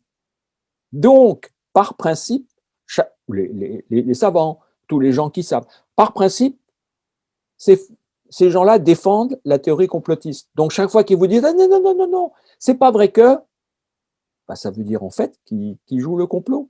Donc, on tombe dans ce que j'ai appelé parfois le dilemme du psychiatre. Le psychiatre vous dit qu'il s'est passé quelque chose. Moi, je ne sais pas, votre papa vous a violé pendant votre grossesse, pendant la grossesse de votre maman. Aux États-Unis, hein, ça a fleuri. Alors, si vous dites au psychiatre que vous y croyez, ben, c'est parfait. Il vous a dit quelque chose, vous y croyez, et puis c'est bien. Et puis, si vous dites que vous n'y croyez pas, vous voyez, du moment que vous avez dit que vous n'y croyez pas, c'est que ça fait quelque chose dans votre tête et ça prouve que c'est vrai. Vous reconnaissez que c'est vrai, ça prouve que c'est vrai. Si vous dites que c'est faux, ça prouve que c'est vrai. Bon, ils sont comme ça, les complotistes. Donc, j'arrive, vous avez reconnu ma typographie en bleu. C'est quand je vous donne des conseils. Eh bien, il ne faut jamais s'épuiser à contre-argumenter rationnellement contre une théorie complotiste. Plus vous argumentez, plus votre interlocuteur pensera que c'est lui qui a raison et que vous avez partie liée avec les complotistes et le gouvernement. Par contre, vous avez bien sûr le droit de dire, sans vous fâcher, que ce qu'ils racontent, c'est des croyances et que vous n'y croyez pas. Là, vous avez le droit. Alors, une mise en garde très très importante, qui vaut non seulement pour le complotisme, mais qui peut valoir dans un tas d'autres situations. Si ce qu'on vous dit vous semble réfutable, faites très attention avant de vous lancer dans une réfutation. Il ne faut pas accepter que les choses soient symétriques. Quand il y a une chose claire et évidente et reconnue par 90, 95, 98% des gens, et puis quelque chose qui est exotique, qui est bizarre, qui est ceci, qui est cela, c'est à celui qui défend la théorie bizarre de faire les preuves. Il n'y a pas, j'ai découvert ça il y a 30 ans dans un Science et Avenir remarquable, il n'y a pas symétrie de l'obligation de preuve. Si par exemple, quelqu'un vous dit il y a à la mairie de Louvciennes des petits bonshommes verts avec 3 oreilles, c'est des extraterrestres, ce n'est pas à vous d'aller à la mairie de Louvciennes, d'ailleurs moi je n'ai pas le droit, non, je plaisante, ce n'est pas à vous d'aller à la mairie de Louvciennes, de prendre des photos et de dire « Ah, il n'y a pas les petits bonshommes verts avec 3 oreilles ». Non, c'est à celui qui vous dit qu'il y a une invasion d'extraterrestres à la mairie de Louvciennes d'en faire la preuve. Donc faites très attention, ne vous laissez pas piéger dans une argumentation en faisant comme si c'était symétrique. C'est à ceux qui prétendent des choses incroyables, de les défendre et de les justifier. Et puis, bien évidemment, c'est mon dernier conseil, tout ça, ça se mélange. Vous avez vu, par exemple, le problème de la rumeur d'Orléans et de l'antisémitisme. Alors, vous allez trouver assez souvent dans ces théories du racisme, de l'antisémitisme, du révisionnisme, du machisme, de l'homophobie. Bon, là, au passage, vous... Tchouk, non, ça, je ne supporte pas. Non, ça, je ne supporte pas. Bon, sans vous prononcer sur le fond de l'affaire, hein, mais si on assaisonne de choses insupportables, et ben on dit que ces choses sont insupportables. Bon. Et puis, le complotisme rebondit. J'aurais fait cette conférence il y a pas 3 ans, j'aurais pas rajouté ça. Mais on est en train en ce moment de se rendre compte qu'il y a un nouveau complotisme. J'ai lu il n'y a pas très longtemps un petit article de Pierre Rosanvallon sur le sujet qui est remarquable. Bon, il y a un nouveau complotisme. Alors, les vieilles lunes, c'est la Terre plate ou Kennedy assassiné par la CIA. Et puis, il y a des théories complotistes qui sont beaucoup plus intelligentes, beaucoup mieux argumentées. C'est pas très facile de s'en dépêtrer. On les trouve en particulier, bien sûr, sur le virus et également sur les vrais auteurs des attentats islamiques. Il y a tout un tas de théories complotistes. Comme il y a de quoi mouliner, on peut les asseoir sur des faits réels. Et bon. Donc, ce complotiste-là, finalement, qui est tout aussi désagréable pour la démocratie et pour nos sociétés, n'est-ce pas? Pourquoi est-ce qu'il prospère? Parce qu'on a des sociétés qui sont très complexes et très opaques. Très complexes, on n'y peut rien. C'est comme ça. Je parlais tout à l'heure du GPS et de la relativité. Si vous voulez vous servir d'un GPS, vous êtes bien obligé d'utiliser des objets qui utilisent la relativité. Bon, donc on a une société, puis je pourrais citer d'autres sujets plus sociaux. On a des sociétés complexes et on a des sociétés opaques. Alors complexe, ça va de soi, opaque, c'est pas bien. Il faut remarquer que pour les complotistes, il n'y a pas de hasard. Les complotistes préfèrent une vérité fausse à une vérité vraie, mais avec des zones de flou et de hasard. Bon, donc dès qu'il y a quelque chose qui est bizarre, ah, ça ne peut pas être par hasard. Dès qu'il y a quelque chose qui n'est pas dit, ah, c'est pas par hasard, c'est volontairement que c'est non dit. Donc c'est paranoïaque, on exploite les bizarreries et les trous, et il y a un soupçon généralisé et utilisé de façon paranoïaque. Donc, les complotistes utilisent, et tout particulièrement les nouveaux complotistes, qui sont plus intelligents que les précédents, utilisent toutes nos failles de la société, et en particulier la faille d'opacité.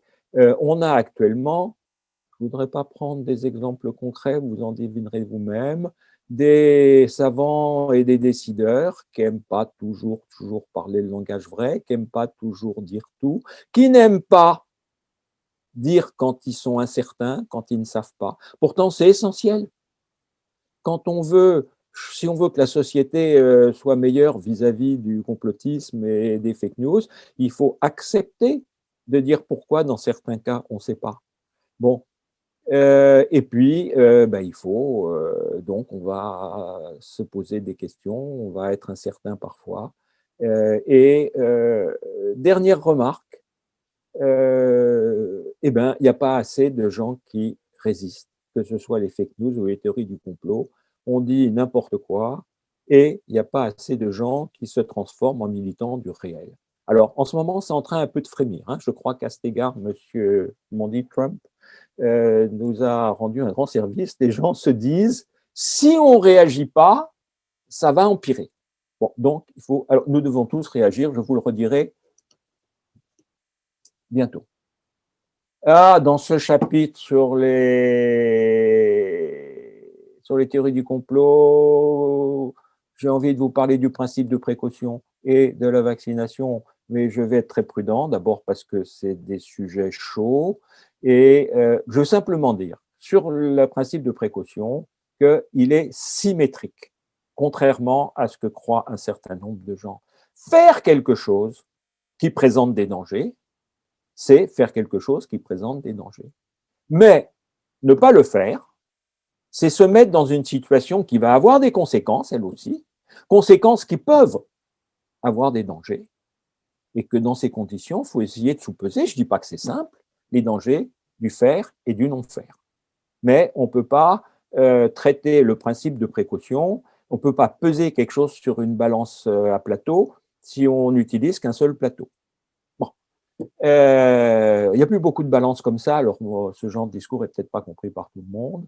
Et puis, il ne faut pas non plus croire que le principe d'ignorance oblige à appliquer le principe de précaution. Quand on ne sait pas, on ne sait pas. Il ne faut pas inventer des dangers imaginaires. Sans ça, jamais Parmentier nous aurait ramené la pomme de terre. Bon. Voilà, juste ce que je veux dire sur le principe de précaution. Et puis, sur la vaccination, je veux signaler que le meilleur argument, c'est de dire, ça a été dit ces derniers temps, qu'on se vaccine pour les autres, et de la même manière, on évite de se contaminer pour les autres aussi. Mais les gens qui sont contre la vaccination ne sont pas très disposés à accepter une démonstration de l'utilité de la vaccination. Ils ont des objections. Et quoi que vous pensiez de ces objections, il faut y répondre. Donc, si vous voulez militer pour la vaccination, ne répétez pas en boucle que la vaccination sert à quelque chose. Répondez à leurs objections. Voilà. Et puis, je veux signaler, parce que c'est quand même extraordinaire, qu'il y a eu récemment une enquête dont on a déduit que 40% des Français, ou 60%, je ne m'en souviens plus, étaient contre la vaccination. Il y a des gens qui pensent que c'est ça qui a poussé l'Élysée et le gouvernement à ralentir l'achat des vaccins. J'ai retrouvé dans Courrier International un article d'une journaliste, enfin un article cité, pas un article de Courrier International, d'une journaliste néerlandaise qui avait fait exactement la même erreur grossière. La question posée était: est-ce que vous avez l'intention de vous faire vacciner? Et l'interprétation a été faite, eh bien, les gens qui ont répondu non, on en déduit qu'ils sont contraires, opposés à la vaccination. C'est pas vrai. C'est pas vrai. D'abord, il y avait tous ceux qui avaient l'intention de se faire vacciner, mais plus tard, il y avait tous ceux qui pensaient que dans leur cas précis, mais ils n'étaient pas contre le vaccin, etc. Bon, et d'ailleurs, on le voit un peu en ce moment. Donc, encore, c'est une question de raisonnement correct. Quand vous commentez un sondage, essayez de le commenter en connaissant la question posée. Si vous le commentez en imaginant une autre question, vous allez dire des âneries. Bien, c'est très facile de dire des âneries. Et c'est le dernier point. Je vais faire 1h30, Bon, apparemment, personne ne hurle. J'arrive au dernier chapitre. L'être humain n'est pas naturellement rationnel. C'est vraiment une question qu'on peut se poser après avoir vu tout ça. Alors, il est rationnel ou il n'est pas rationnel? La réponse, c'est il n'est pas rationnel. Il n'est pas rationnel. Alors, il faut peut-être définir ce que c'est qu'un comportement rationnel. J'accélère un tout petit peu. Un comportement rationnel ou la rationalité, c'est trop long à définir. Un raisonnement rationnel, ça peut se définir assez simplement en montrant en disant qu'un raisonnement rationnel exclut les incohérences, les contradictions, il ne raisonne que sur des faits établis, se conforme au schéma donné par la logique formelle, on en a beaucoup parlé, il évite les erreurs factuelles, il évite les arguments d'autorité, il exclut les arguments fournis par les émotions. C'est pas si simple que ça de faire un raisonnement rationnel. Et puis, il faudrait définir un choix rationnel, on aurait un petit peu fait le tour de la rationalité. Alors, bien sûr, ce n'est pas binaire. Bien sûr, Homo sapiens en général, et nous-mêmes, chacun d'entre nous en particulier, est plus ou moins rationnel. Alors, si je vous dis que que notre espèce Homo sapiens n'est pas complètement rationnelle, vous allez peut-être me dire pourquoi? Vous regardez la vie quotidienne, la vôtre de vie, celle des autres, les décisions, ou tout le moins certaines décisions des politiques, les contenus des médias, et vous allez voir qu'il y en a quand même pas mal qui manquent un peu de rationalité. Donc, on n'est pas rationnel, et il y a un très beau livre qui est sorti il y a 1 an, qui s'appelle Le bug humain, qui est de quelqu'un qui dit il y a un moment donné, il y a un bug. Et le bug, c'est le bug suivant. C'est que l'évolution darwinienne n'a pas favorisé la rationalité. Alors, on est tous un peu rationnels, bien sûr, c'est pas, je l'ai dit, binaire. Mais essentiellement, l'évolution darwinienne a sélectionné une stratégie du toujours plus. Alors, l'auteur du livre explique ça avec le striatum, qui est une structure profonde du cerveau humain, avec la dopamine, qui est l'hormone du plaisir, l'hormone, je sais pas si faut dire, bon, etc. Mais ce qui est clair, c'est que l'être humain, Homo sapiens, pour arriver à survivre, à se développer, il a fallu qu'il mange toujours plus pour survivre. Il a fallu qu'il se reproduise toujours plus pour assurer la plus grande descendance aux plus performants, qu'il acquiert du pouvoir toujours plus pour rendre la chasse efficace et organiser la société naissante, qu'il obtienne de l'information toujours plus pour éviter les pièges de l'environnement et améliorer sans cesse les techniques de fabrication des outils. Toujours plus, toujours plus, toujours plus. Et il se trouve que ça, c'est une bonne stratégie pour une espèce éparse, disséminée, dans un monde de rareté. Aujourd'hui, on n'est plus vraiment épars et on n'est plus vraiment dans un monde de rareté, tout au moins pour nous. Bon, donc la stratégie du toujours plus, c'est emballer. On consomme trop, on veut toujours tout dominer, on surexploite la planète et vous avez tous deviné que je vais conclure en disant qu'on va peut-être à la catastrophe si on n'arrive pas à changer. Donc, la seule solution, c'est qu'il faut devenir rationnel. Parce que, et c'est ce que Sébastien Boller, l'auteur de ce livre, explique dans une partie de son livre, c'est que pour arriver à changer de stratégie, à arrêter le toujours plus pour avoir une stratégie rationnelle qui nous permet de voir ce qui est devant nous et de nous modérer quand il faut nous modérer, eh bien, il faut changer de comportement, il faut... Ah oui, mais l'évolution darwinienne, comment on fait pour changer ce qu'a favorisé l'évolution darwinienne? C'est un vrai problème. Alors, il y a une solution, c'est que de par l'évolution darwinienne, nous ne naissons pas rationnels, ou nous ne naissons pas très rationnels. Mais en paraphrasant des phrases prononcées dans d'autres types de situations, on peut devenir rationnel.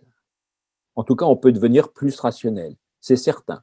Parce qu'il est quand même reconnu par tous les paléoanthropologues que depuis, on va dire, moins 100 000 ans à peu près, ça veut dire, ça peut être moins 200 000, moins 50, hein, mais pas moins 3 millions, pas moins 10 000 ans. Depuis moins 100 000 ans à peu près, il y a une espèce de relais qui a été pris parce que l'évolution darwinienne, elle fonctionne lentement. Et le relais, il a été pris par la transmission culturelle qui, avec le langage notamment, le développement du cerveau, enfin je ne vais pas changer de sujet de conférence, bon, a aidé l'homme à évoluer, mais c'est devenu culturel au lieu d'être biologique et darwinien. Alors, comment faut faire pour utiliser la transmission culturelle pour devenir rationnel, qui est vraiment impérieux, très impérieux? Eh bien, on connaît le remède. Pardonnez-moi de militer pour ma profession, mais en fait, je milite pour tout le monde. Tout le monde est concerné. Il faut sensibiliser, il faut éduquer, il faut former, il faut apprendre. Pour vous, pour vos élèves, si vous êtes prof, pour vos enfants, vos petits-enfants, pour vos voisins, pour tous les gens que vous fréquentez, il faut dénoncer les choses qui ne sont pas rationnelles, il faut dénoncer, il faut critiquer, il faut montrer toutes les erreurs de raisonnement. La cible étant bien l'individu, non pas la société, mais chaque individu, dès l'enfance quand c'est encore possible. Et qu'est-ce qui est concerné? La famille, l'entourage, les professeurs, les éducateurs, mais en fait, tous les citoyens, à un titre ou un autre, tous les responsables politiques, tous les responsables d'associations, mais tous les citoyens qu'on appelle parfois ordinaires et qui sont simplement des citoyens de plein exercice, sont concernés. Et je vais terminer, pardonnez-moi, par une expression qui n'est pas de moi, mais qui me plaît beaucoup. Il faut qu'on devienne tous des militants de la rationalité. Conclusion, eh bien, je vous la laisse sous les yeux. Vous la lirez pendant que peut-être on va débuter la discussion.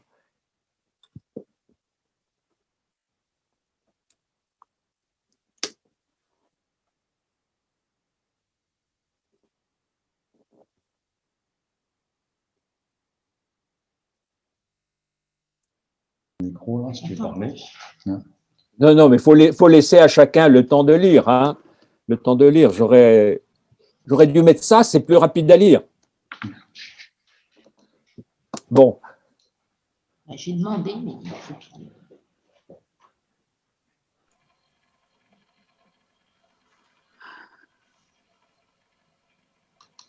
Un grand silence. Hein. Ah oui. Hein? Honnêtement, j'ai un peu l'impression d'avoir asséné un paquet compact. Moi,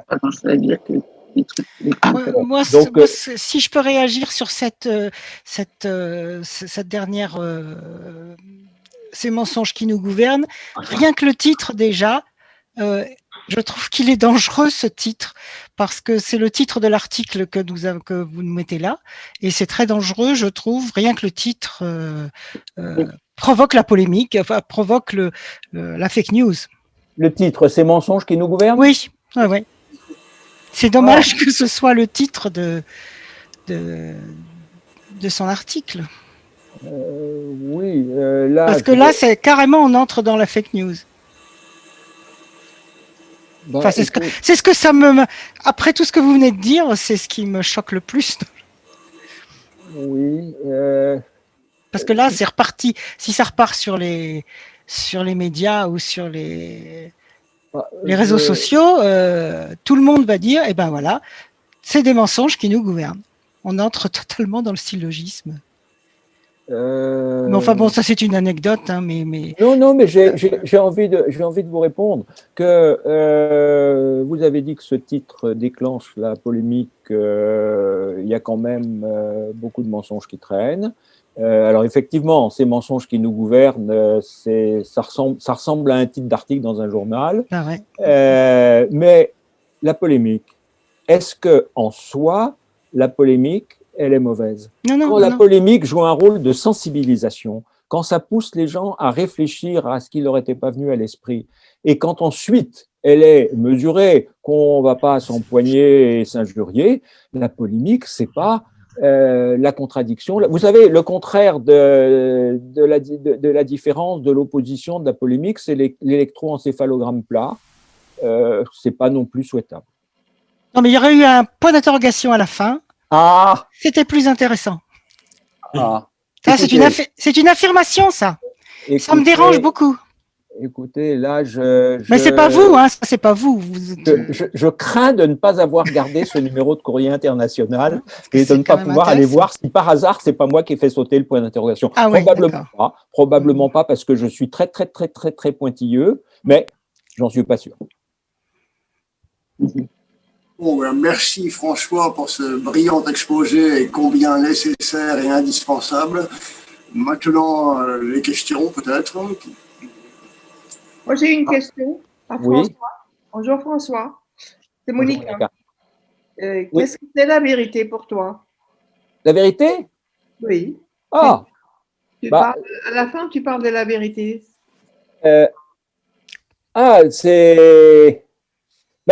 C'est très clair que dans le contexte où écrit Eva Illouz et dans le contexte que j'ai eu dans cette conférence, la vérité, c'est la vérité factuelle. C'est par extension la vérité, la validité des raisonnements. Il faut dire que des choses qui soient factuellement vraies, quand on parle de faits, et avoir des raisonnements qui soient valides. Alors ensuite, la vérité a un sens, à un autre niveau de l'esprit humain, dans un autre domaine de l'esprit humain. Et là, elle est souvent d'ailleurs dans ces cas-là avec un V majuscule. Je ne suis pas concerné dans cette conférence. Je ne suis pas non plus concerné dans ma vie de citoyen. Mais par contre, dans ma vie personnelle, je peux avoir une vision personnelle de ce qu'est la vérité. Tu m'as posé la question, Monica, je pense que je ne vais pas y répondre parce que je ne suis pas venu ici pour exposer ma vie personnelle, mais ça ne me gêne pas que pour un certain nombre de gens, la vérité, avec éventuellement un V majuscule, représente quelque chose, et quelque chose qui est complètement à côté du sujet de ma conférence.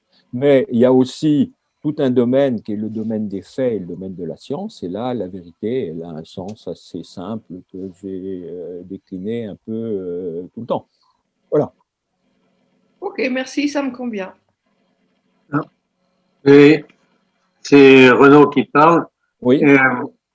Je trouve qu'il y a un très joli passage que tu donnes sur les sondages. Et quelle est la question qui a été posée? Et parce que suivant la question qui est posée, on peut avoir une vérité ou une autre, une soi-disant vérité, mais qui peut être complètement à l'opposé d'une autre, suivant la qualité de la question. Alors, il y a deux questions là que tu soulèves. D'une part, la question peut être malhonnête, simplement, et d'autre part, la question peut être médiocre. Bon, je suis pas personnellement, j'ai pas cherché à regarder si dans les sondages tels qu'ils sont exposés dans les journaux, la question est bien fidèlement recopiée, que au moins celui qui est là, je suis sûr que quand on nous a dit qu'il y avait 60% des Français qui ne croyaient pas à la vaccination, je suis là absolument sûr qu'on n'a pas recopié la question du sondage, qui était « Est-ce que vous avez l'intention de vous faire vacciner ?» Bon, dans d'autres cas, je ne peux pas dire. Mais ça, c'est un problème des sondeurs d'opinion, hein, et des officines et des gens qui les sollicitent. Est-ce que les questions posées sont pertinentes? Et puis, est-ce qu'ensuite, on signale que c'est cette question-là qu'on a posée, pas une autre? Il y a un vrai problème. Je ne peux pas… Bon, voilà. Mais quand vous voyez quelque chose qui vous paraît anormal, bah, faut le dire. On en revient toujours à la même chose, hein. Quand vous voyez quelque chose qui est contraire à la vérité, à la droiture, au bon raisonnement, vous dites, bah, voilà, il y a quelque chose qui cloche là. Deuxième aspect, il y a aussi, on entend parler enfin, il y a des gens qui confondent assez facilement une théorie avec la vérité. Une théorie n'est pas forcément la vérité, c'est éventuellement un point de vue, mais la théorie n'est pas nécessairement la vérité. Là, un exemple concret serait peut-être nécessaire parce que, en plus, comme j'ai dit que les théories, elles étaient faites pour évoluer. Oui, tout à fait. Voilà. La question est, une théorie n'est au mieux qu'une vérité arrêt sur image. Une théorie peut être un peu mauvaise, mais même si elle est bonne, c'est une théorie arrêt sur image. Ensuite, elle va évoluer. Rien n'est figé. Je pense que rien n'est figé. C'est irréfutable.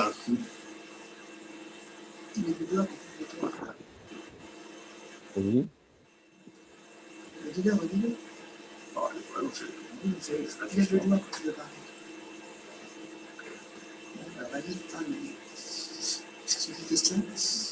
Pour aller plus loin, il y a des bonnes références, en particulier le livre que tu as mentionné, Le bug humain, et on peut aussi évoquer un certain nombre de sites ou de livres qui permettent de continuer la réflexion. Alors, il y a… Oui, je te laisse, Michel. Alors, vas-y, je te laisse, qu'est-ce que tu veux dire en plus? Alors, comme site, les sites que l'on peut citer, il y a Conspiracy Watch, hein, qui est un très bon site, très riche, très fourni. Il y a un autre site qui s'appelle Hoaxbuster, auquel on peut soumettre toutes les rumeurs que l'on entend, toutes les idées de complot. Hoax, c'est un ancien nom de rumeurs et fake news. Et au point de vue livre, il y a La démocratie des crédules de Gérard Bronner, qui est à recommander. Et puis le livre que tu as cité, à savoir Le bug humain, dont je n'ai pas noté le nom de l'auteur. Alors, il s'appelle… voilà, il est cité explicitement dans mon fascicule. D'accord. Je peux essayer de le... On le trouvera on va le trouver par le titre. On va le trouver par le titre. Oui. Alors, justement, je voulais vous signaler, si vous vous posez une question sur n'importe quel problème concernant une présumée fake news, une théorie du complot, ou si vous vous intéressez, moi je ne sais pas, au syllogisme, ou si ceci, etc., la solution, c'est extraordinaire ce qu'il y a sur Internet et ce qu'il y a de bien. Alors, ça pose parfois le problème de distinguer ce qui est bien de ce qui est mal. Quand vous voulez chercher quelque chose sur Internet, vous avez la solution qui consiste à mettre 3 mots-clés. Si vous en mettez qu'un, vous n'allez pas bien trier ce que vous cherchez. Donc, vous mettez 3 mots-clés. Ou alors, c'est extraordinaire comme ça marche bien, vous posez une phrase complète. Pourquoi la Terre n'est pas plate?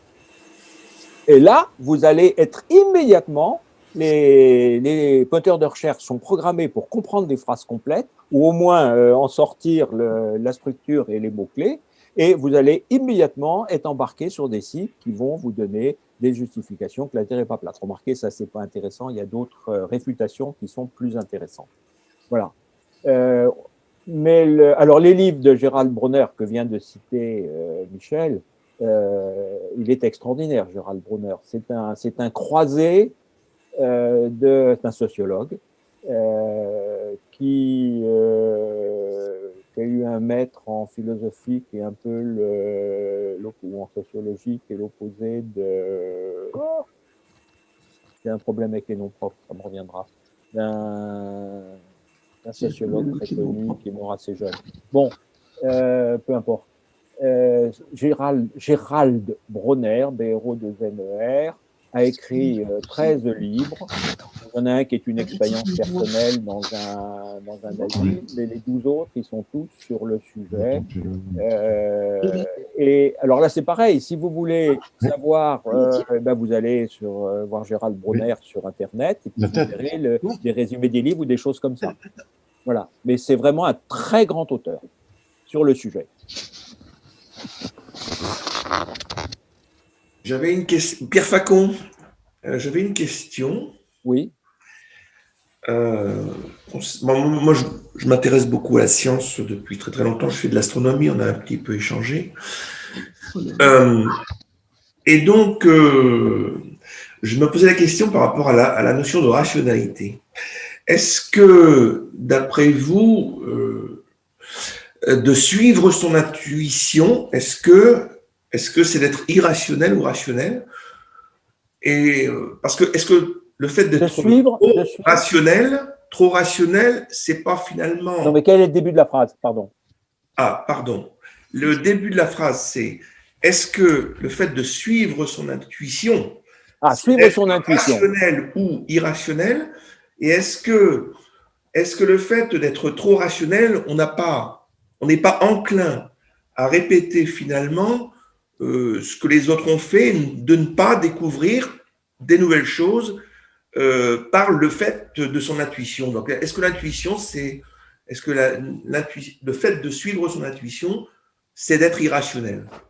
Oui, alors là, le début de ma réponse, c'est des choses auxquelles j'ai un peu réfléchi. J'essaye dans la vie de ne jamais être binaire. Bon, il y a des domaines précis de construction d'ordinateurs où il vaut mieux être binaire. Je suis au courant. Mais, par exemple, pour les comportements humains, être binaire conduit à être inhumain, à mon avis. Donc, à cette question précise, est-ce qu'il faut suivre son intuition? J'ai envie de répondre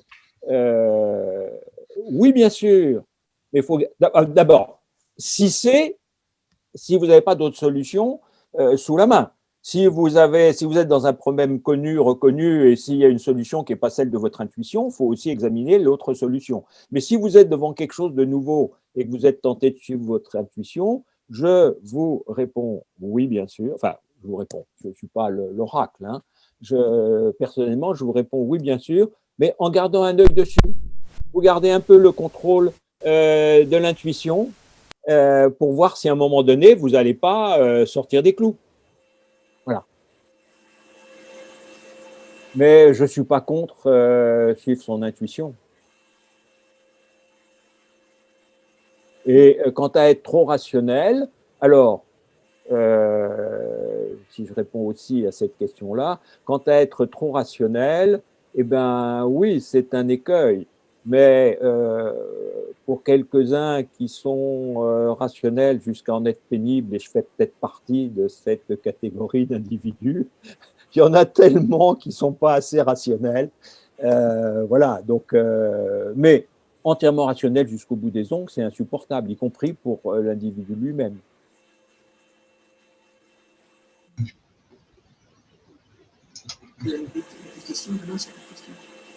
Oui.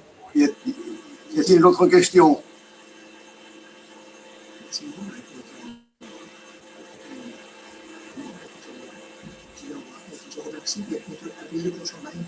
Eh bien, s'il n'y a pas d'autres questions, on va peut-être conclure et clôturer la séance en remerciant une fois de plus François Drinch pour cet exposé lumineux et encore une fois indispensable pour nous et pour les gens autour.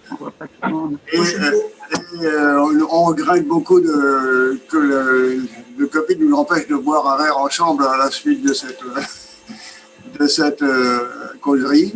Ah bah oui, ça veut... Mais peut-être que la mairie de Louvciennes est occupée par des extraterrestres. Après tout, j'ai lancé une nouvelle, mais je n'ai personne à vérifier. Oui, on est à Estelle contre ça. Oh bon, en tout cas, si cette séance se termine... Je vous rassure, hein, monsieur Dress, ça va. On survit. Non, si cette séance se termine, je veux remercier tous mes auditeurs qui m'ont écouté sagement. J'espère ne pas les avoir trop assommés parce que je pense que le fait qu'il n'y ait pas énormément de questions peut peut-être être interprété comme le fait que j'en ai trop dit et que les questions viendraient après digestion de ce que j'ai dit. Moi, je suis heureux d'avoir pu vous raconter un peu mes... Oh, j'ose pas dire ma croisade, mais enfin quand même quelque chose qui me tient très à cœur. Et je suis content d'avoir eu des gens pour m'écouter. Puisqu'on va terminer, je souhaite une bonne convalescence à Jacques, au milieu de mon écran.